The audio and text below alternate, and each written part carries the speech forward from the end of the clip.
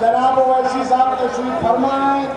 उनके साथ में आपके उत्तर प्रदेश के सदर जनाब शौकत अली साहब से दरखास्त करूंगा कि वो आवे और अपने ख्यालात का इजहार करें। अस्सलामु अलैकुम वरहमतुल्लाहि वबरकातुहू। औज़ु बिल्लाहि मिनश शैतानिर रजीम। बिस्मिल्लाहिर रहमानिर रहीम।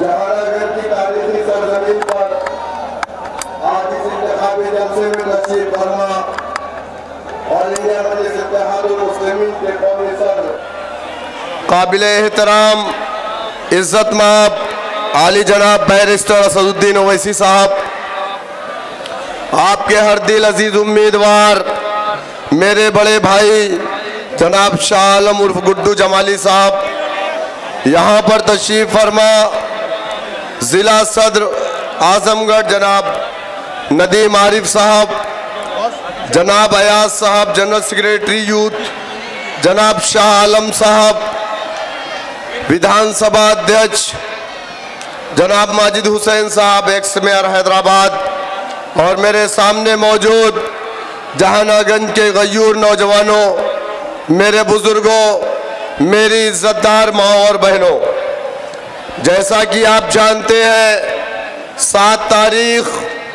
को आपको एक फैसला लेना है। आपका एक दिन का सही फैसला 5 साल आपको पछताना नहीं पड़ता। अगर आपने एक दिन गलत फैसला किया, जज्बात में आकर के अगर आपने कोई भी गलत फैसले लिए तो 5 साल आप पछताते हैं और आप यही कहते हैं कि मैंने किस नाकारा शख्स को वोट कर दिया। मेरे दोस्तों, मेरे बुजुर्गों, जमहूरियत में वोट की ताकत को पहचानो। जमहूरियत में वोट आपका हथियार है।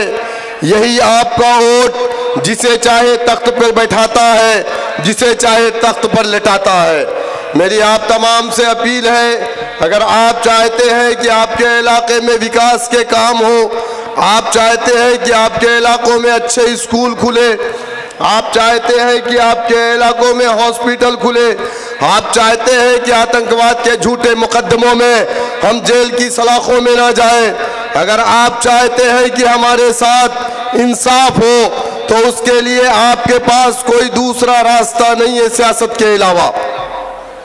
अगर आप ये सोचते हैं समाजवादी पार्टी को जिता करके आप अपने हुकूक पालेंगे, तो आपने 1 बार 2 बार 3 बार नहीं बल्कि 4 मरतबा उत्तर प्रदेश में समाजवादी की आपने हुकूमत बनाई।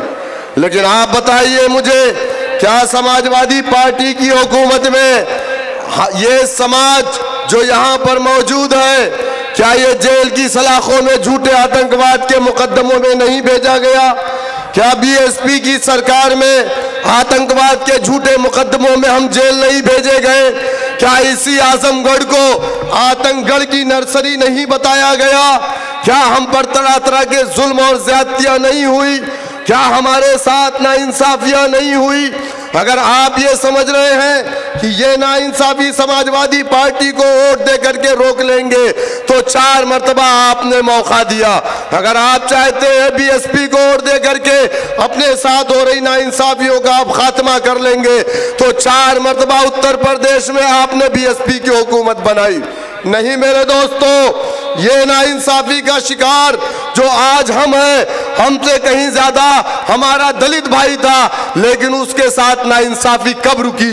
जब उसने अपना डंडा बनाया, अपना झंडा बनाया, अपना नेता बनाया और 1 बार 2 बार 3 बार नहीं, अपने कौम की बेटी को 4 मर्तबा उत्तर प्रदेश का मुख्यमंत्री बनाया। आज आप मुझे बताइए कि उत्तर प्रदेश का कौन सा ऐसा थाना नहीं है जहां पर हमारा दलित भाई उसके बदन पर वर्दी नहीं है? लेकिन आप बताओ कि आप किस थाने में वर्दी पहन करके हो? थाने में आप तो हैं, लेकिन थाने की सलाखों में है, वहां की हवालात के अंदर है। कब आप उस थाने के अंदर कुर्सी पर बैठोगे? जब आप अपने आप को सियासी तौर से मजबूत करोगे। आज उत्तर प्रदेश के अंदर 20% आबादी हमारी 5% सरकारी नौकरियों में, वो भी बी और सी ग्रेड की। आप बताइए मुझे क्यों ये नाइंसाफियां हमारे साथ हुई? आज आप बताइए 7% जो समाज उत्तर प्रदेश में है उसके घर में बेटा पैदा होता है तो लोग कहते हैं मुबारक हो, एमपी साहब पैदा हुए। उसके घर में बेटा पैदा होता है तो लोग कहते हैं मुबारक हो, डीएम साहब पैदा हुए। लेकिन नाइंसाफी किसके साथ? मेरे दोस्तों, मेरे बुजुर्गों, मैं आपसे यही कहूंगा कि अगर आप चाहते हैं कि आपके खाने पर पाबंदी ना लगे, आप चाहते हैं कि आपकी दाढ़ी और टोपी से लोगों को परेशानी ना हो, अगर आप चाहते हैं कि आपकी लिंचिंग ना हो गोश्त के नाम पर, अगर आप चाहते हैं कि हमारी माएँ और बहनों को हिजाब के नाम पर टारगेट ना किया जाए, अगर आप चाहते हैं कि हमारे मदारिस को जिसे आतंक की नर्सरी कहा गया, जिस पर सीसीटीवी कैमरे लगाए गए, जिस पर यह इल्जाम लगाए गए कि यहाँ पर तिरंगे को नहीं फहराया जाता, जबकि इस तिरंगे को हमने बनाया, अगर चाहते हैं इन सब चीजों को रोकने के लिए आपके पास जमहूरियत में दूसरा तरीका क्या है वो आप मुझे बता दो। वो सिर्फ और सिर्फ एक तरीका है, वो आपका वोट, वो आपका वोट, आपकी सियासी ताकत, वो आपका सियासी प्लेटफॉर्म, वो आपका सियासी परचम, वो आपका सियासी रहनुमा ही इस चीज से निजात दिला सकता है। मेरी आपसे अपील है, आने वाली 7 तारीख को जीत हार का फैसला चाय की दुकानों पे बैठ करके मत करो मेरे भाई।